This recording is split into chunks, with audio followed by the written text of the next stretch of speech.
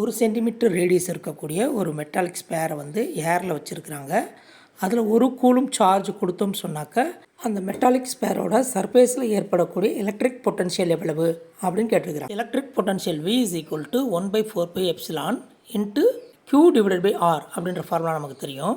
இப்போ இந்த ஃபார்முலாவில் 1/4π into ε0 வந்து 9 × 10⁹ அந்த வேல்யூவும் Q வந்து 1 கூலும் அதனால இன்ட்டு 1 R வந்து 1 சென்டிமீட்டர். அப்போ 1 × 10⁻² அப்படின்னு போடும்போது அந்த -2 மேலே போயிடும். அப்போ உங்களுக்கு 9 × 10⁻11 வோல்ட் அப்படின்னு கிடைக்கும். அப்போ ஆப்ஷன் 1 ஆன்சர்னு நாம் எழுதக்கூடாது. ஏன்னாக்கா அயனைசிங் பொட்டன்ஷியல் ஆஃப் ஏர் வந்து 3 மெகாவோல்ட்/மீட்டர். ஓகேவா?